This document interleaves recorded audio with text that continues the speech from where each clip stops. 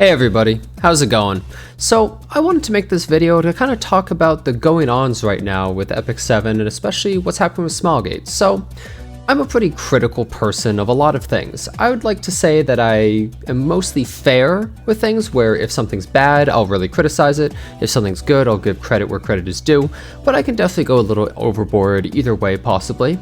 But I wanted to talk about what is going on with Smilegate recently and how it's been affecting Epic 7. I think a lot of people have noticed things have been a little bit strange recently.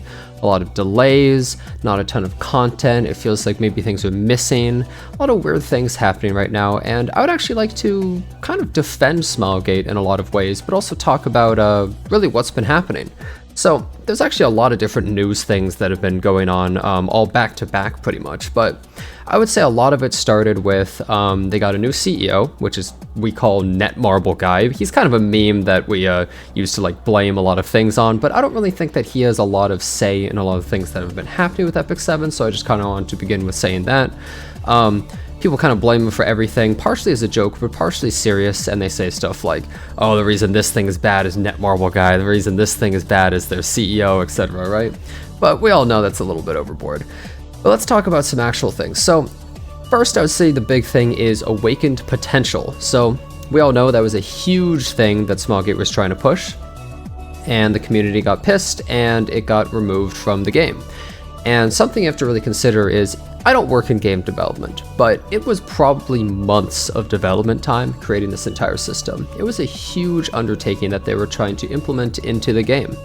And it being completely removed means not only was all that time wasted, that they could have been working on something else, but also it makes it so that like they were probably going to use it to fill the void around now and maybe like some of the previous time and maybe in the future as well with content using awakened potential. And now with none of that existing, well, now it feels like we have a lot less content because it was supposed to help fill that time. So that's a huge thing that the game is just missing now because so much wasted development time. And I will say they shouldn't have been pushing it in the first place. It's obvious everyone would have hated it just automatically, right? Having to deal with imprints, it's very pay to win, all that kind of stuff. So it was their fault. It was absolutely their fault. But I can understand why now that there isn't as much content. Now there's other things too. So there was a huge, I guess you could say controversy or debacle going on in Korea. I don't know exactly all of the details, but essentially there was some sort of extremist feminist movement going on there or something, and people who are associated with that movement are kind of pariahs and really hated, especially when they're related to games and stuff. A lot of online communities hate them. So essentially, Smilegate and a bunch of other companies like Nexon, etc., had some people that were related to that group that worked on promotional videos and animation and stuff like that. And so anything related to those people basically had to be like removed or canceled or scrubbed from the internet essentially. So that might be one reason why with the most recent event with Blooming Litica and Biblis, we didn't have any sort of video or anything like that. Because maybe they had to cancel it or other things related to that. So that probably hurt them as well, where probably more development time was wasted on having to fix things because essentially there was some whole like symbol that they would use in videos related to them, and so it was spotted in all sorts of videos, so they had to rectify that or fix it or remove the video, etc. So that's another thing that they probably had to deal with. Speaking of which, I think that Smilegate is trying to be a lot more careful with characters that they release, or at least it seems that way with like Biblis and Blooming Litica not being really amazing on release, but they can get tweaked after, which I think is good in theory, as long as they get tweaked while their banner's going, but it looks like Blooming Litica is not really having any changes right now, so that's a bit of a shame, but at least Biblis did. So that's another thing that's kind of going on with them. And then, hey, it's also the New Year's, and I know the New Year's is big for pretty much everybody, all these people go on holidays, etc. But in Asia, especially somewhere like Korea, it's especially big. Hell, Korea even has 2 birthdays for each person, one when you're born and one at the end of the year for the New Year's. That's your second birthday, essentially. So everyone has 2 ages, technically. So it's a really huge deal there. So, I mean, with the holidays coming up and the fact that Awakened Potential is canceled on the video stuff, they're probably doing all sorts of crunch time stuff and all sorts of things were like culminating all at once. So it's just a really bad timing for everything, essentially. So that's probably a big reason why there's been so many delays and other things like that. That said, I think it's a little bit ridiculous that some things such as Elvira and ML Sharoon were actually data mined and they couldn't put a video for them out on time. Like, I don't know how much effort it takes to make the videos. They do have like the voiceover and all that kind of stuff, but I think it's a bit crummy that they weren't able to actually release a video and that we just got all of it revealed in a data mine. Like, that's kind of absurd that we get the info from some guy on Reddit who actually happens to be in my chat all the time before the official company can release something. So I think that's a little bit ridiculous, but I mean, maybe it takes extra development time and they just said, screw it, we're not going to bother with that, we have other stuff to worry about. So, alright, that's fair.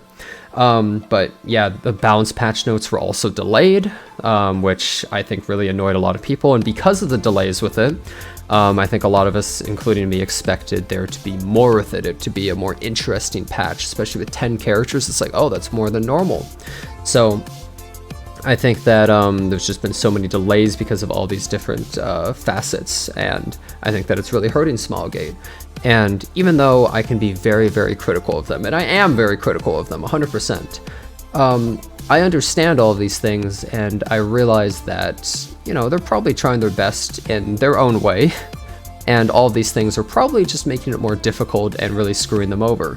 Even though they don't always do the best job in every way, I think that, you know, we have to be somewhat fair to them that they're getting screwed over by a lot of stuff and give them a little extra time. That said, I do still think it's kind of disappointing the way things have been kind of handled recently, so little transparency. If the company had just told us some of these things out loud, I think a lot of people would be much less critical and more understanding and be like, okay, that's fair, we'll give you some extra time. But instead it just kind of makes them look like they're a little bit lazy and not really getting anything done and like they dropped the game. Because, hey, there's another thing going on at Smilegate right now. They're actually developing a new game. Now, keep in mind, there's Smilegate and there's Super Creative. And so Super Creative are the people who actually work on Epic 7. They're the company owned by Smilegate that actually develop all the things for Epic 7, like, you know, the balance updates, etc., right? And so they're actually working on a new game. Super Creative is making another game. So it's possible that they're actually also putting a lot of their staff towards that game. They probably only have so many people, so they can't have all the same people working on E7 and that game, I would assume.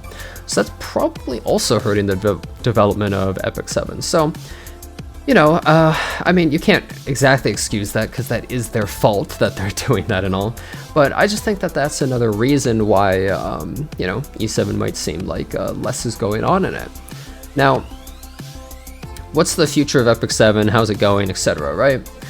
I think that as long as we're able to wait out the storm, it should be better. Maybe people will say that I'm just coping, and maybe I am. Maybe it's possible things are just going to remain this way for a long time. And everything's going to constantly be delayed and feel a little like lackluster and other things like that. I mean, this recent balance update, the reason I was so upset with it is I think it's a culmination of just the amount of just like lack of content, lack of transparency, the fact that we get so few balance updates, only 6 a year, and this is 1 of 6 already. There's over 300 characters, so many characters need buffs, so many of the buffs they give are just so lackluster and bad.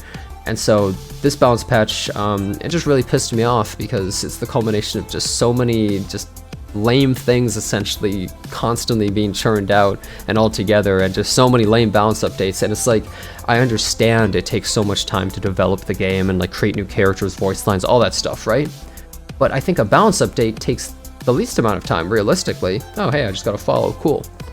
They're secretly listening. But I think it's really frustrating to see a balance update that doesn't actually take a ton of development time. Like, it takes time to think about it, but it doesn't take like actual development time, like a ton of pipeline work and effort by a ton of different people to really be able to do this. It's changing numbers, changing like buffs, little utility stuff, and I really expect more out of it, especially when there's such a dry period of content. It's like, that's when you should be making good balance updates, especially during preseason after RTA season ends. That's the perfect time to make a good balance update that really spices things up, that's really exciting, that gets people hype.